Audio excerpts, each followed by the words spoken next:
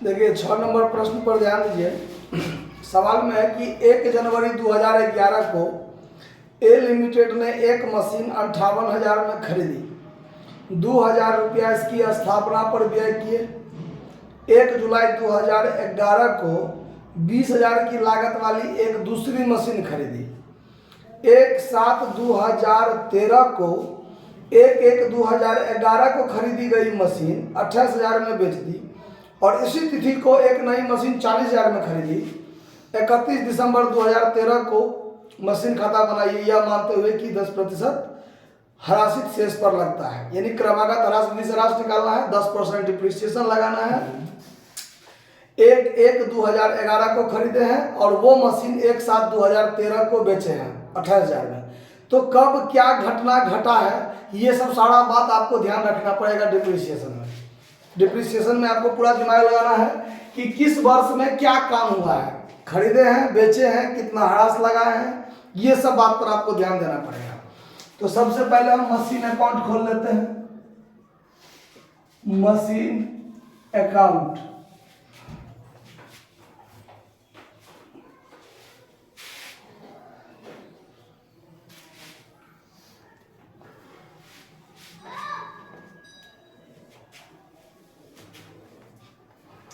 Debit credit clear है। 2011 जनवरी 1 को to cash account या बैंक अकाउंट जो लिखिए मशीन 1 खरीदे हैं। चूंकि दूसरा तीसरा मशीन भी खरीदे हैं ना, तो नाम डाल देंगे कि हम 1 जनवरी 2011 को मशीन 1 खरीदे हैं। ठीक है, तो मशीन 1 खरीदे हैं कितना में, तो 58,000 में खरीदे हैं और 2,000 इसकी स्थापना पर खर्च किए हैं। मतलब 58,000 और प्लस 2,000, इसका मतलब हम कितना में खरीदे मशीन, 60,000 में खरीद लिए। उसके बाद 2011 वर्ष में ही 1 जुलाई 2011 को 20,000 की लागत वाली एक दूसरी मशीन खरीदे। तो 2011 में खरीदे है ना 1 जुलाई को, तो 2011 में जुलाई 1 को टू कैश अकाउंट दूसरी मशीन खरीद लिए। मशीन 2 कितना में खरीदे हैं वो मशीन, 20,000 में। 20,000 में तो 2011 में अब कुछ नहीं किए हैं। अब जो किए हैं 2013 में हम दूसरी मशीन को बेचे हैं, तो 2013 में बेचे हैं। 2011 में तो और कोई लफड़ा नहीं है। तो वर्ष खत्म होगा कब, सो देखिए 2011 में दिसंबर 31 को। कब, 31 दिसंबर 2013 को मशीन खाता बनाइए, मतलब वर्ष समाप्त जो होता है वो 31 दिसंबर को। तो 2011 भी दिसंबर 31 को बंद होगा। यहाँ पर आप डिप्रिसिएशन लगाइएगा बाय डिप्रिसिएशन अकाउंट। तो M1 M2 दूगो मशीन है, तो M1 M2 पर अलग अलग दूगो पर ह्रास लगाइएगा।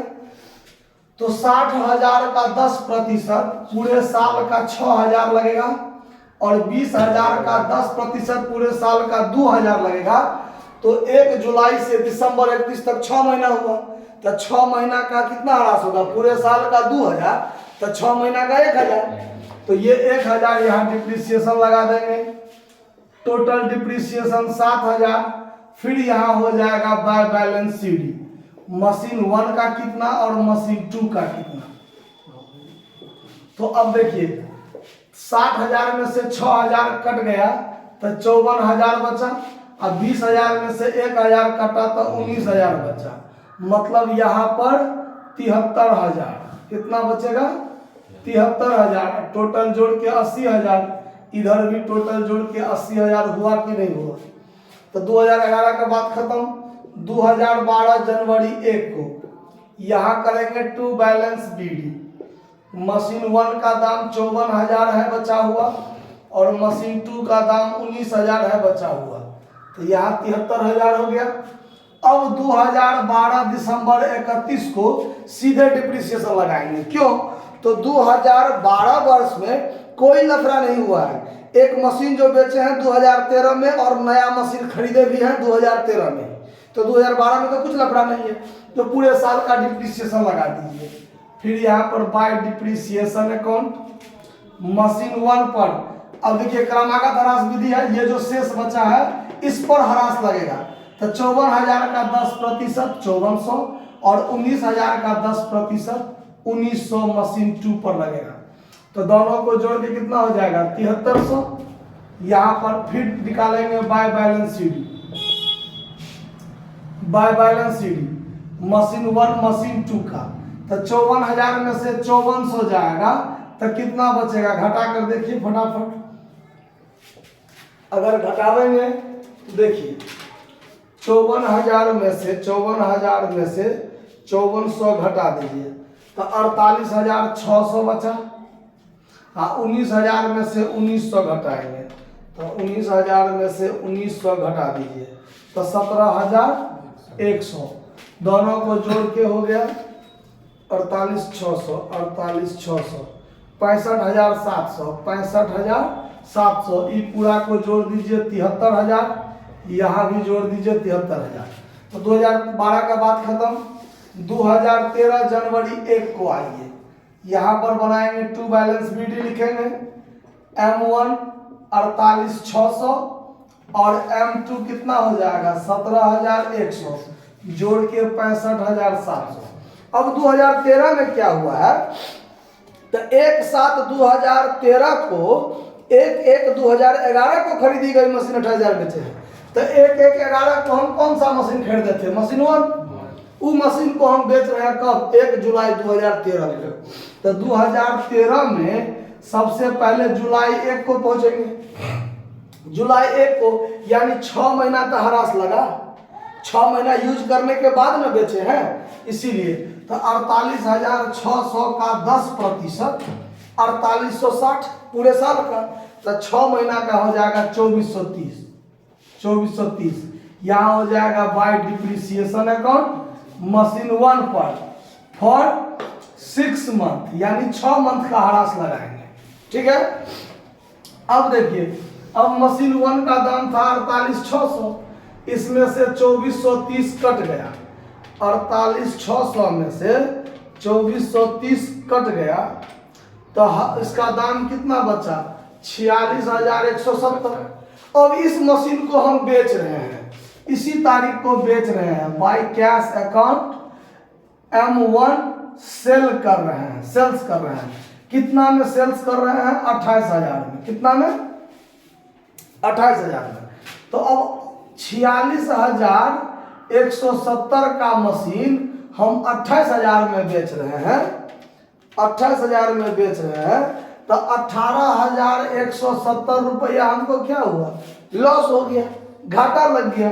तो यहाँ पर लिखेंगे बाय PL अकाउंट लॉस 18,170। बात आया समझ में। जो इसका आंसर मिला है देखिए, तो लॉस का आंसर मिल गया होगा 18,170। अब इसी तारीख को यानी जुलाई 1 को ही हम एक और मशीन खरीदे हैं, एक नया मशीन जिसका नाम हम M3 रखेंगे। एक नया मशीन खरीदे 1 जुलाई को। कितना में खरीदे हैं 40,000 में, 40,000 में। अब बात खत्म। अब दिसंबर 31 को, दिसंबर 31 को अब तो पूरे साल का डिप्रिसिएशन लगेगा बाय डिप्रिसिएशन अकाउंट। किस किस पर लगेगा, M2 और M3 पर लगेगा। तो इस पर 10% पूरे साल का 1710 लगेगा। 40,000 का 10% पूरे साल का 4,000 लगेगा। तो ये तो 1 जुलाई से दिसंबर 31 तक 6 महीना यूज हो रहा है। तो 6 महीना का कितना लगेगा 2,000 लगेगा, मतलब 3710 रुपया लगेगा। अब हम निकाल देंगे CD, सेम डेट में बाय बैलेंस CD M2 का और M3 का दुए का निकलेगा ना। तो 17,100 में से 1700 गया, 17,100 में से 1710 गया। तो इसका दाम बचा 15,390 और 40,000 में से 2,000 गया तो 38,000, 38,000। हाँ, इसमें आप 38,000 जोड़ दीजिए 53,390। अब ये टोटल जो हो जाएगा, बात खत्म। ये दोनों को जोड़ दीजिए तो 1,05,700। तो यहाँ भी 1,05,700 तो होगा, क्योंकि इसी में से ना घटा घटा के जो निकला है सो ये निकला है। तो बात खत्म। आंसर भी आपका मिल गया होगा, देख लीजिए 53,390 आपका बैलेंस शीट, सबसे लास्ट में इतना का संपत्ति आपके पास बच गया है। तो बात को समझने में कहीं कोई दिक्कत हुआ है, नोट कर लीजिए।